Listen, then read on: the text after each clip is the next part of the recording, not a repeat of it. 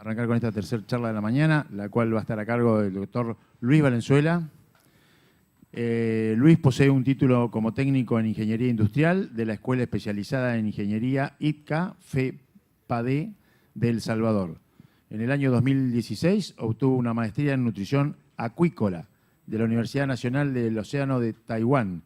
Y en el año 2014 se graduó en la licenciatura en Producción Animal, enfocada en nutrición de monogástricos, en la Universidad Nacional de Ciencia y Tecnología de Pingtung, Taiwán. Actualmente es gerente global de producto de la línea simbiótica de Poultry-Star de Biomil. Luis. Gracias. Gracias por la presentación. Es un placer estar aquí. Me gusta mucho porque es mi primera vez en Argentina. Me siento en un ambiente familiar. Yo nací en El Salvador. Mi nombre es Luis Valenzuela. Soy el gerente del producto de un simbiótico. Sin embargo, vengo a presentarles el trabajo del profesor Robert Whiteman, que lastimosamente no puede estar con ustedes. Él es especialista en condiciones de hueso, en el caso de condronecrosis bacteriana y osteomielitis. De eso vamos a hablar ahora. Entonces, aparte de solo hablar de la condición, yo les voy a hablar también un poco de cómo los probióticos ayudan a reducir esta condición, ¿ok? Ok, antes de empezar a hablar de los huesos y esto, quiero hacer un poco de énfasis, no mucho, porque hemos hablado estos días de integridad intestinal, etcétera, pero la importancia del tracto intestinal. Este es el órgano más grande, como estuvimos viendo ayer en la presentación del profesor Carón. Es el responsable del desglose de piensos y absorción de nutrientes. Lo más importante que es la interfaz entre el sistema inmune del ave y el medio ambiente. Ahí es donde viene en contacto directo lo que está afuera, adentro del animal, ¿no? Por eso, cualquier aditivo tiene como función principal mejorar la función de barrera del intestino. Asimismo, en nutrición nosotros decimos en inglés gut integrity, the is the backbone of performance, lo que significa que una buena salud intestinal, una buena integridad del intestino es la vértebra principal para el rendimiento. ¿Okay? ¿Estamos de acuerdo? Esto parece una obra de arte, pero no lo es. Esta es una foto de un microscopio electrónico y solo les quiero representar esta fibra. Esta es una fibra probiótica y cuánta bacteria se necesita para degradar esta fibra. Es una comunidad muy compleja y la verdad esto es a blanco y negro. Aquí hay un artista que también es científico que se pone a colorearla y para diferenciar el tipo de bacteria. Eso es muy bonito.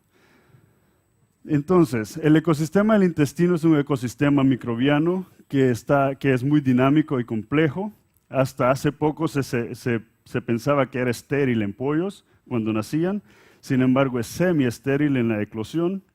Es rápidamente colonizado por la microbiota del medio ambiente, es decir, cualquier bacteria que venga o entre en contacto después de la eclosión coloniza rápidamente. Y los pollos ya, cuando se ha hecho una tipificación del microbioma que tienen, nos damos cuenta que al día 1, al día 0 ya tienen una cantidad de 10 a la potencia de 2 de bacteria.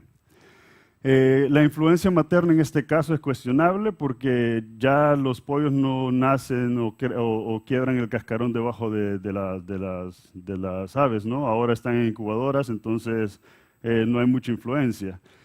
Alcanzan un nivel de estabilidad en cierto punto en el tiempo, eso quiere decir en pollos parrilleros o pollos de engorde, por lo menos tenemos una microbiota prematura de diversidad a las 2 semanas, sin embargo se llega a estabilizar a los 30 días y aún más a las 6 semanas en aves reproductoras. A las 6 semanas ya tenemos una maduración completa de la microbiota y por eso si se compara un ave de engorde y un ave de reproducción o ponedora, tiende a tener una complejidad mayor la reproductora que el ave de engorde. La colonización bacteriana es, por tanto, influenciada negativamente por estrés, puede ser estrés calórico, higiene extrema en el caso de las incubadoras, de lo que estábamos hablando, el uso de antibióticos, ya lo vamos a ver dentro de un momento, y cambios abruptos de alimentación.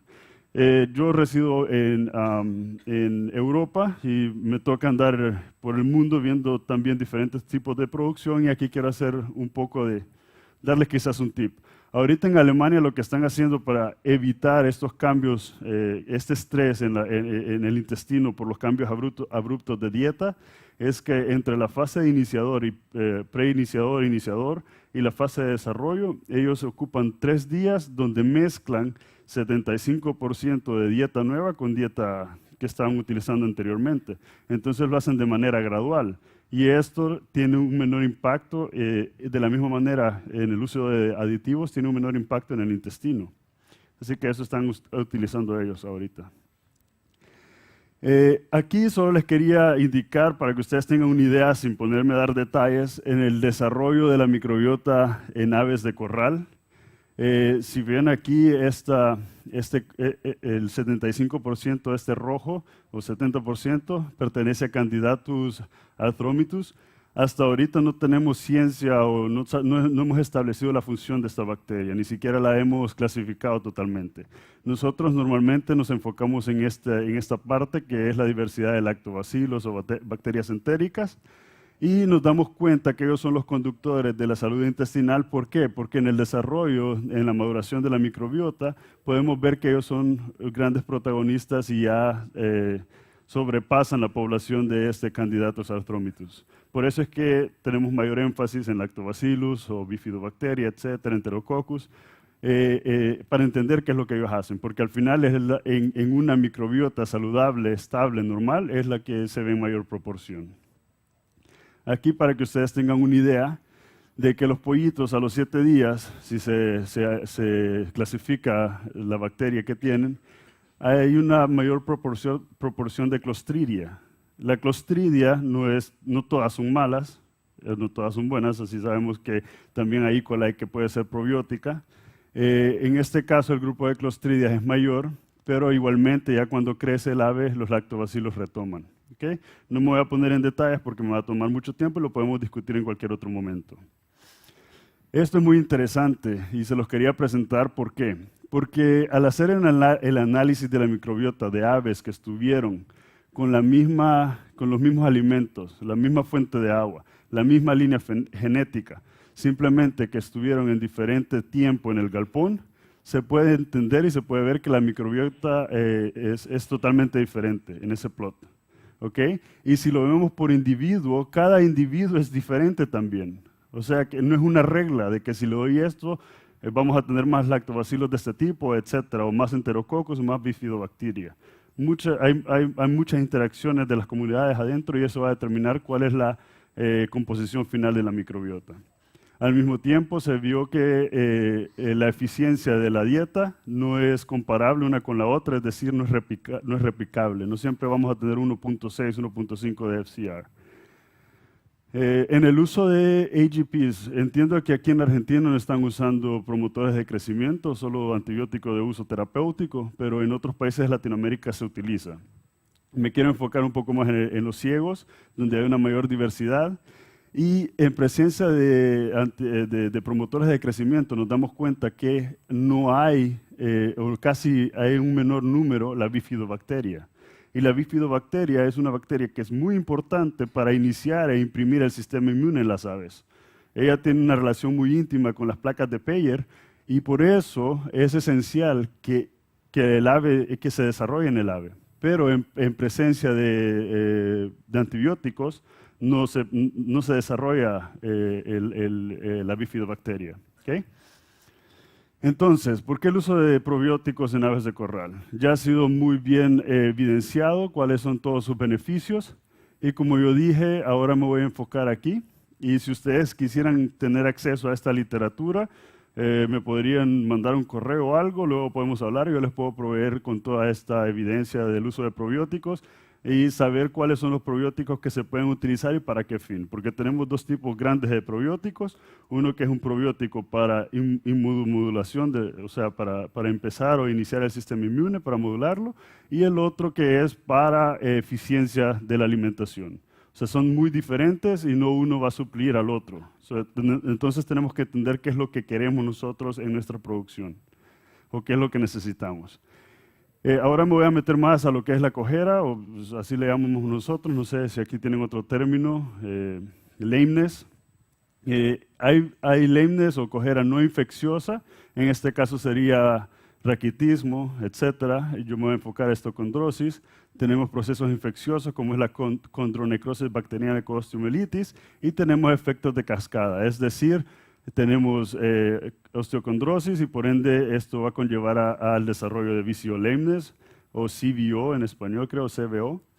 En este caso, este afecta a las articulaciones donde la ave soporta más su peso, ¿no? Entonces me voy a enfocar en estos dos. Y la condrocronecosis bacteriana con osteomielitis es la causa principal de cojera en aves de crecimiento rápido. Es decir, en ROS 308, COBS 500, ¿no? A diferencia de las 508 de ROS y 700 de COB. Pero eso es algo que es muy importante decirlo. No porque tengamos aves de lento crecimiento vamos a disminuir esta condición. ¿Por qué? En Holanda, ahorita Holanda ha cambiado su sistema. Holanda para exportar tiene aves de crecimiento rápido, para consumo interno tiene aves de crecimiento lento. El año pasado estuve una semana con el profesor Whiteman y bastantes productores de Holanda, en donde nos dimos cuenta que aún las aves de crecimiento lento tienen esta condición y la tienen en un 1.5% de la población total de condiciones clínicas. No estamos hablando de cuadros subclínicos, sino que clínicas, de las aves que ya se descartan. Normalmente aquí en la Argentina, con los datos que me han pasado, sabemos que tenemos un 2 a 3% de aves de casos clínicos de que son descartados. Eso quiere decir en un sistema de, digamos, unas 20.000 aves, estamos hablando que van a descartar 600 aves, ¿no? Si tenemos un 3%. Clínico, estamos hablando de clínico, y eso se desarrolla después de los 30 días. Los brotes epidémicos pueden afectar a más de un 15% de la población total en un galpón, un 15% ya es considerable, ¿no? Y la enfermedad es una enfermedad metabólica considerada porque es muy severa en aves o parvadas de crecimiento rápido. ¿Cómo se desarrolla? Entonces, tenemos el hueso, tenemos la parte proximal y la parte distal. Normalmente se va a desarrollar más esta microfractura en la parte proximal porque es donde está el mayor soporte del peso. Y esto se da porque el ave crece demasiado rápido, la elongación es demasiado rápida, entonces la placa de crecimiento del hueso se engrosa mucho y al engrosarse es muy frágil. Se producen estas microfracturas o microfracturas que se llama osteocondrosis por estrés mecánico. Hay dos posibles rutas, según la hipótesis del profesor Whiteman. Una, en 1850, estábamos hablando de una bacteria que era aerotransportada y que pues esta luego rompía el epitelio respiratorio y se iba al torrente sanguíneo y esto iba a infectar los huesos. Pero ahora estamos hablando más de la microbiota intestinal. ¿Por qué? Porque ayer estábamos hablando de las uniones estrechas. Y si estas uniones estrechas se abren por un estrés, digamos que tenemos un estrés calórico en la primera semana, se va a abrir estas uniones estrechas entre los enterocitos y va a haber un mayor flujo de esta bacteria. Entonces vamos a tener una inmunosupresión o corrigiéndolo, vamos a tener un sistema inmune comprometido que no va a hacerle frente a esta infección y que se va a traslocar entonces la bacteria al hueso y va a infectar estas microfracturas. A esto se le conoce como osteomielitis. ¿Okay? ¿Estamos bien? Ahora, ¿cuáles son las partes del hueso y lo que estamos hablando si lo vemos si lo queremos entender cuando abrimos las aves? Normalmente cuando hacemos necrosis para ver si las aves están afectadas si el fémur está afectado por necrosis, etc., vamos a escoger un cuchillo bien afilado, le quitan el fémur y raspan la parte principal de la cabeza del fémur, ¿no? O de la tibia. Y vamos a ver esto. Al ver esto vamos a tener la diáfisis, metáfisis, la capa gruesa o de crecimiento del hueso y tenemos aquí el cartílago, que es la epífisis. Entonces, en esta parte que es de la metáfisis, que es el hueso esponjoso, es donde hay la mayor irrigación de vasos sanguíneos, que es lo que ven aquí.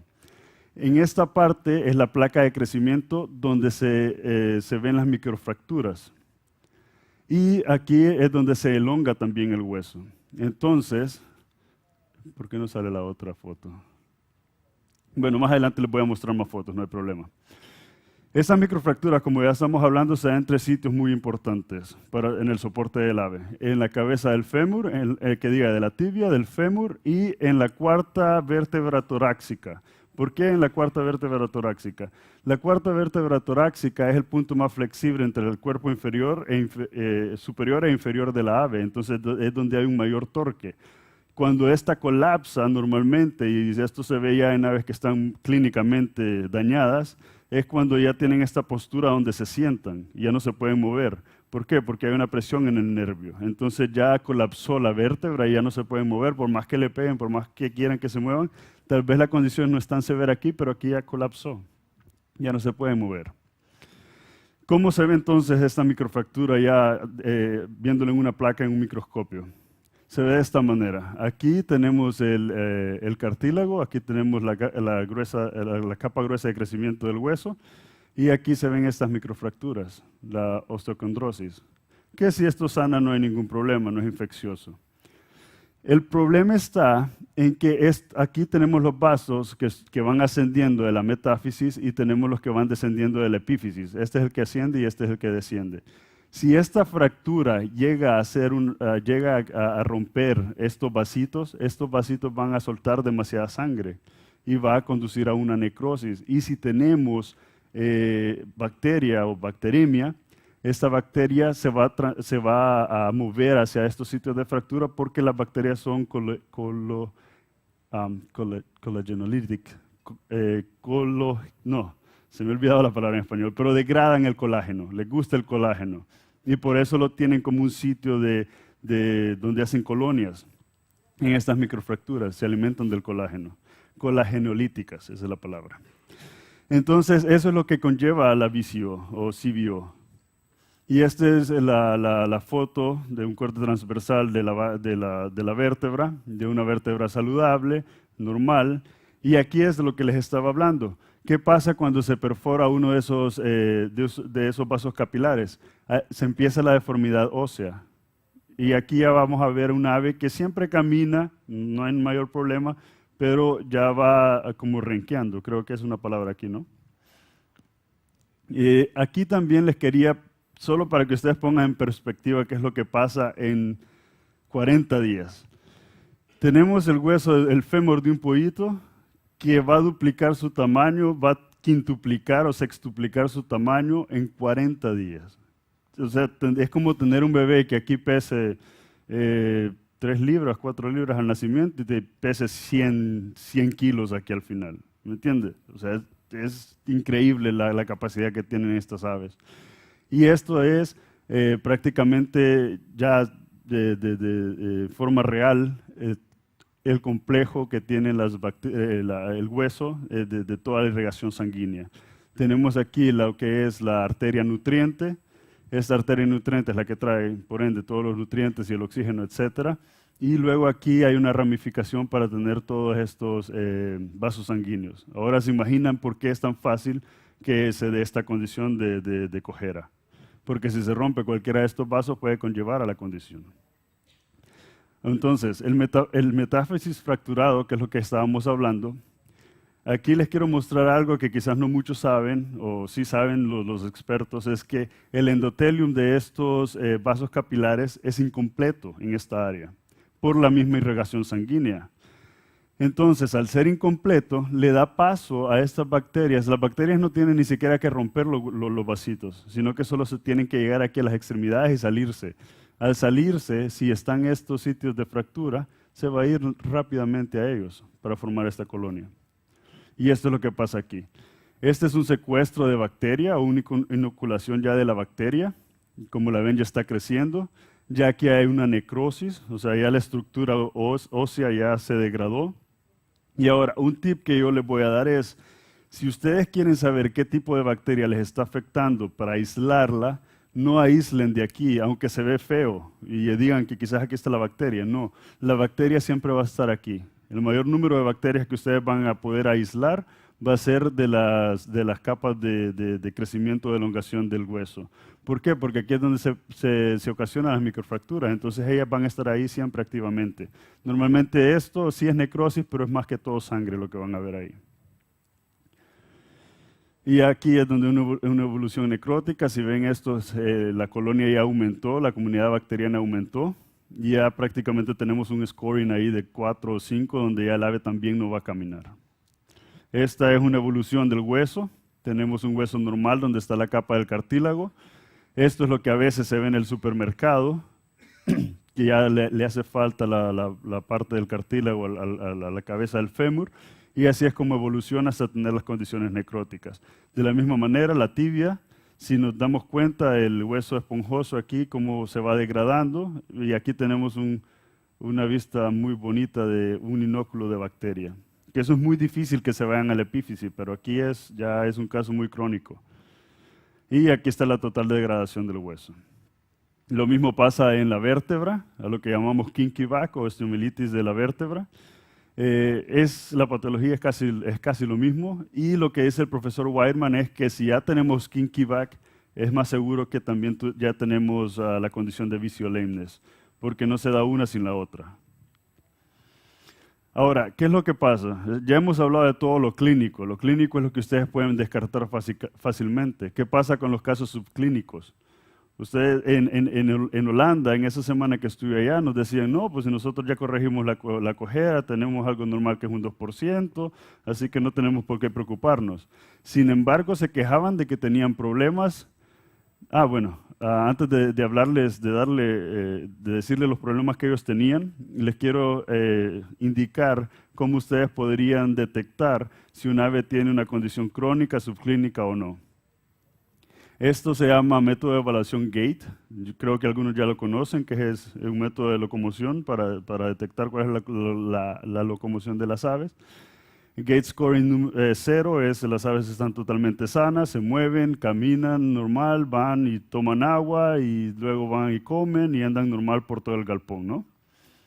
Luego tenemos el Gate scoring número 1, donde ya pueden ver que el cuidador de la granja ya va detrás de ella para que se mueva, pero aún así ella camina, no hay ningún problema. O sea, por sobrevivir, caminan, comen, no hay ningún problema. Luego tenemos el Gate scoring número 2, donde ya ven que el ave empieza a renguear, ¿no? Y aquí ya tenemos un caso subclínico, que el ave todavía se pone en peso y que si está al final de su ciclo a los 40, 45 días, pues puede ir al mercado todavía, no hay ningún problema. Gate scoring 3 es lo mismo, no hay ningún problema, porque es subclínico, pero ya está en el límite, ¿me entiende? Ahí ahorita porque el camarógrafo la estaba siguiendo, pero normalmente ella va a descansar en un momento, porque ya no puede soportar su peso. Ahí ven, cae y se sienta. En el caso número 4 ya les cuesta pararse, pero ahí todavía la vértebra sostiene el peso y todavía pueden caminar, pero es muy doloroso para el ave. Estas son las que ya empiezan ustedes a descartar, ¿ya? Si no me equivoco. Luego tenemos el Gate scoring 5, que es ya donde la vértebra colapsó o las cabezas de fémur y tibia ya están totalmente desintegradas. Y ahí es donde el ave ya tiene esa postura y por más que le peguen, por más que le hagan, no se va a levantar y no va a comer. Ya esta es la que ustedes normalmente van a descartar. Ahora, lo que estaba diciéndoles del caso de Holanda. Nosotros vemos los casos clínicos y subclínicos. Lo clínico es esta parte de aquí. Esta analogía del iceberg es muy bonita porque esto es lo que nosotros vemos, 2-3%, pero no vemos el porcentaje que tenemos abajo de lesiones subclínicas.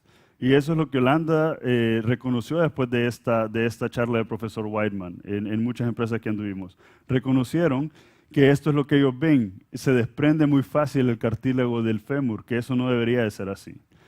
Entonces, ¿qué pasa si tenemos muchas condiciones subclínicas? Subclínico significa que la eficiencia de conversión de alimento va a disminuir, el peso va a disminuir en las aves que tengan la condición, estas aves que tienen la condición, por ende, van a estar diferentes a las que están saludables, la uniformidad de la parvada va a ser diferente y va a afectar finalmente la calidad del producto. Ahora, estas lesiones subclínicas también conllevan a un problema. El problema es higiene alimenticia. Nosotros no sabemos qué es lo que tenemos ahí. Y si ustedes procesan la carne y deshuesan mecánicamente, puede romper uno de estos huesos y esto va a conllevar a una contaminación de la carcasa. Ese es el problema.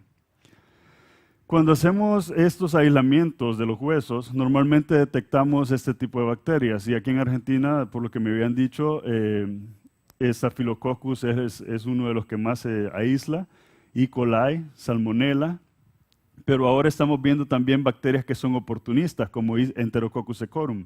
Enterococcus secorum es muy oportunista y porque es comensal y no le hace mayor daño al ave, los macrófagos no la destruyen. Entonces se puede translocar muy fácilmente.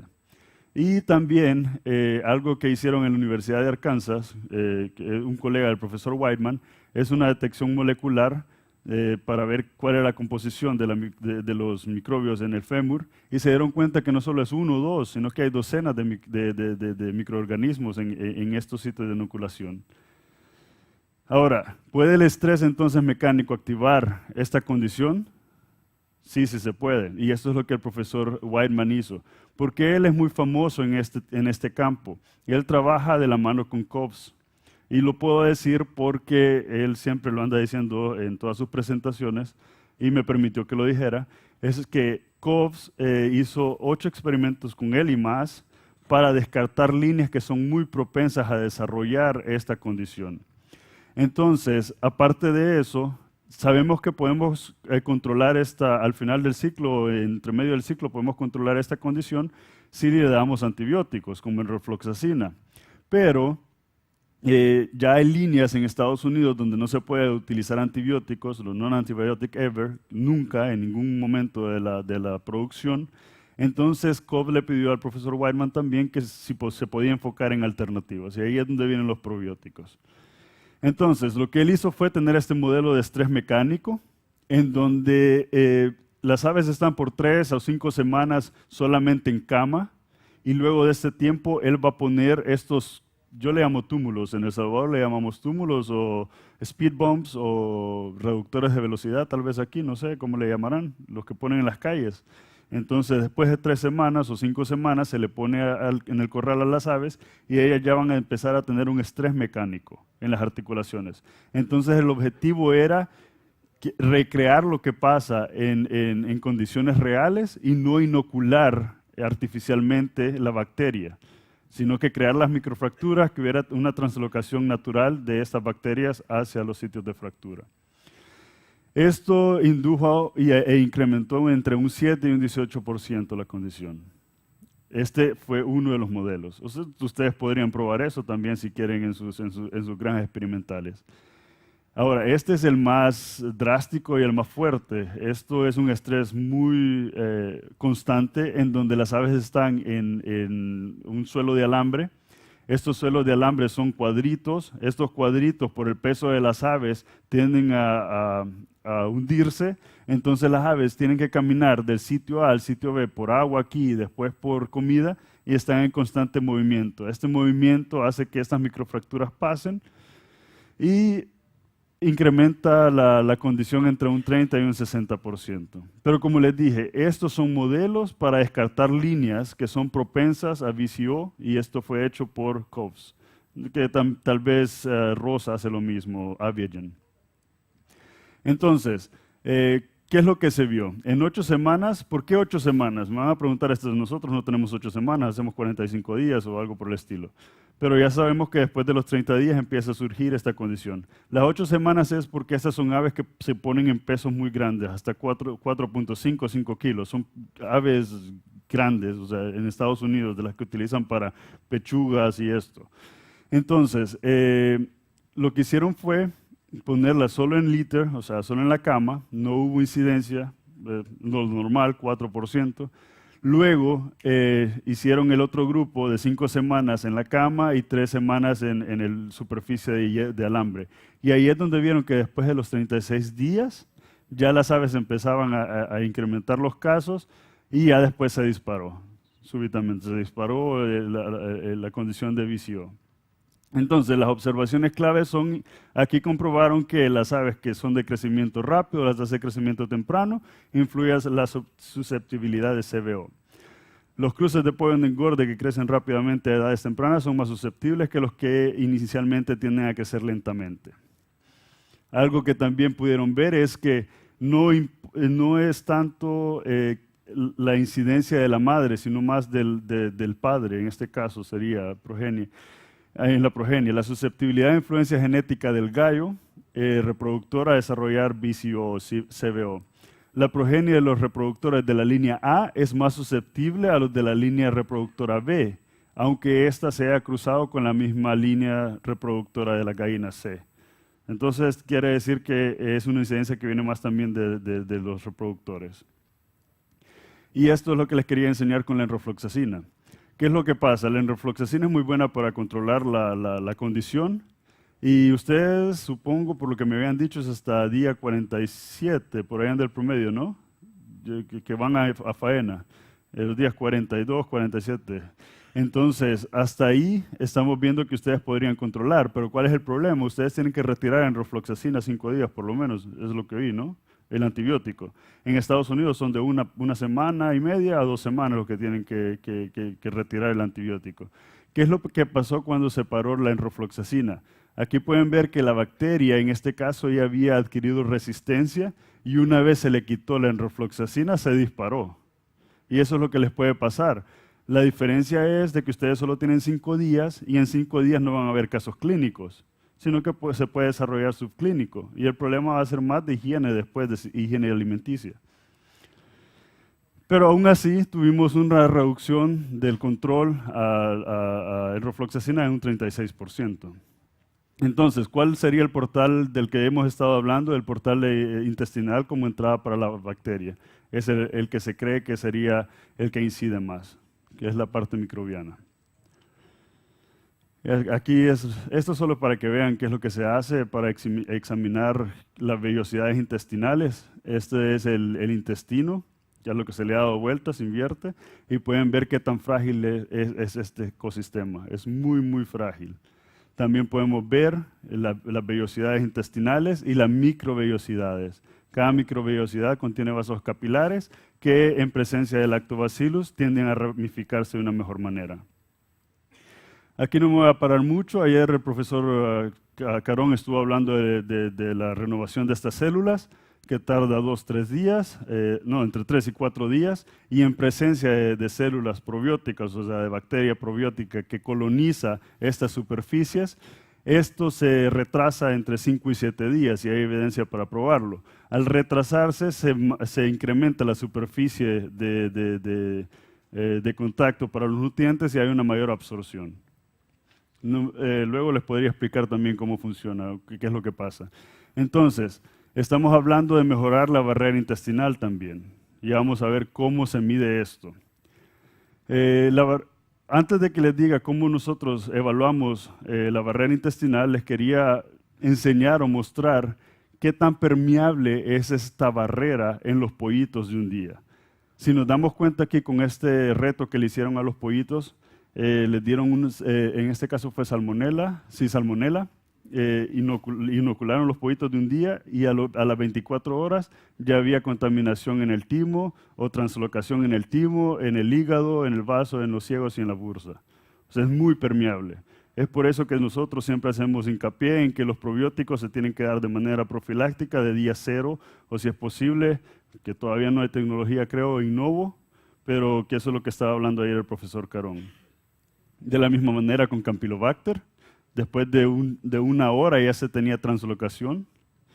Y así es como nosotros medimos la integridad del intestino cuando hacemos nuestras pruebas. Damos el probiótico, luego a los 21 días, esto fue hecho en Estados Unidos, a los 21 días se cortó el intestino, segmentos del intestino, se quitó la capa de la bilis donde están los enterocitos y aquí podemos ver que hay una mayor resistencia en presencia de probióticos que en una dieta control.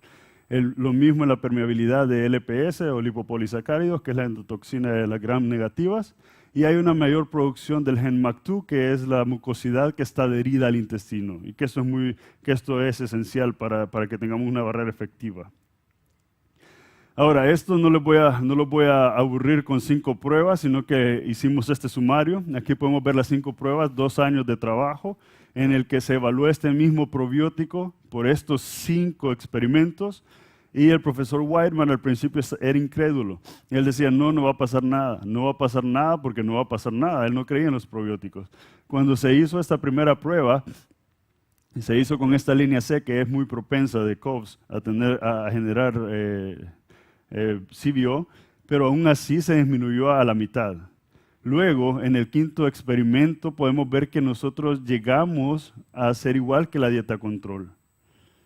Entonces, este lactobacillus es muy efectivo a colonizar y a prevenir, a reducir la incidencia de VCO. Pero no todos los probióticos son iguales. Si los probióticos no colonizan y no ayudan a la integridad del intestino, vamos a tener esos probióticos que son muy efectivos que tienen propiedades proteolíticas para maximizar la eficiencia de la conversión alimenticia, pero estos probióticos no son buenos o no van a reducir la incidencia. Y estos son dos experimentos que se hizo con otro tipo de probiótico, que el profesor Whiteman también lo hizo porque tenía o aclamaba que podía reducir la cojera. Pero no fue así, no hubo significancia entre los dos, y aquí hicieron dos experimentos y aún así los sumaron y no hubo significancia en ninguno de los dos. Entonces, el ejemplo de la epidemiología, ¿qué les puede pasar a ustedes en sus granjas? Digamos, esta granja, como ejemplo, es una granja que contiene 6 galpones y la granja tiene la misma incubadora, el mismo concentrado, la misma agua, las mismas aves. Sin embargo, se aislaron diferentes patógenos de diferentes áreas. Y cuando digo aquí cojera despreciable es que quizás de 30,000 aves solo tuvieron 15, entonces eso no hay que darle atención, es normal. Pero aquí sí hubieron incidencias grandes. Entonces, ¿cómo empieza? Normalmente si ustedes le dicen a su gerente de granja que les diga dónde empiezan las aves a cojear, él les puede decir, mira, en este punto.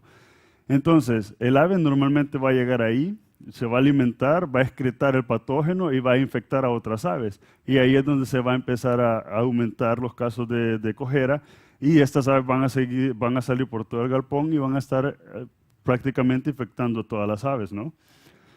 Ahora, ¿cómo un probiótico va a disminuir esto? ¿Qué es lo que pasa con un probiótico? Un probiótico no puede evitar que la cojera pase cuando ya un pollito está infectado desde la incubadora.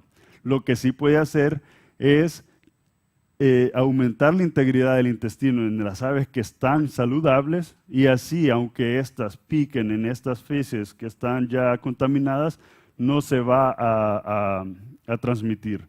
Entonces, esto es una transmisión vertical de bajo nivel amplificado por la dispersión horizontal. Ahora, ustedes quizás me dirían, ¿cómo puedo comprobar si mis progenies o los pollitos que me llegan a mí al galpón están saludables? Lo que pueden hacer es pedirle a su proveedor o a los mismos proveedores que tienen incubadoras, a los pollitos al embrión de 18 días, le pueden hacer un análisis del genoma de lo que está presente en el spleen. ¿Cómo se dice spleen? ¿Vaso? No, es el spleen. Spleen creo que es el vaso, ¿no? Entonces, eso no estaba seguro. El vaso lo pueden cultivar y al cultivar ustedes pueden aislar cuál es la bacteria que está ahí. Si a los 18 días el embrión ya tiene una bacteria en el vaso, eso quiere decir que van a tener incidencia de VCO después. Entonces podríamos hacer un saneamiento en la incubadora o en el abastecimiento de agua. Como conclusión, el rol de los probióticos colonizadores, y esto fue lo que el profesor Whiteman pudo concluir, es que naturalmente estimulan a los enterocitos a producir defensinas, excluyen los patógenos competitivamente, que es por lo que conocemos a los probióticos, inducen la maduración de la barrera intestinal, mejora su función por medio de la expresión de proteínas que ayudan a que las uniones estrechas sean más fuertes y promueve la secreción de mucina mediante una mayor expresión de HELMAC2. Mensajes para llevar a casa: los probióticos específicos, quiere decir probióticos diseñados para aves, mejoran la morfología intestinal e impiden la translocación de patógenos, excluyen competitivamente la adhesión de estos patógenos, incrementan la absorción de los nutrientes y mejoran y activan la respuesta inmune. Así que muchas gracias por su atención y recuerden que un intestino saludable se transmite a un pollo fuerte. Gracias. Bueno, muchas gracias, Luis. ¿Hay alguna pregunta? Sí.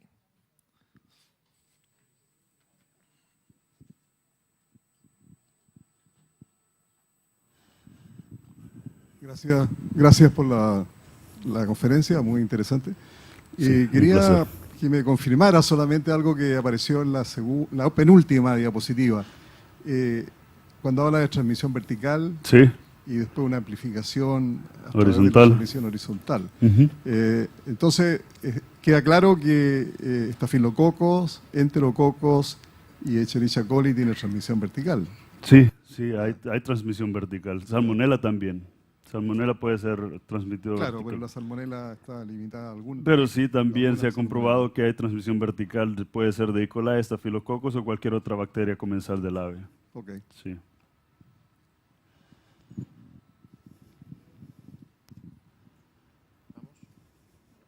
¿Alguna pregunta más?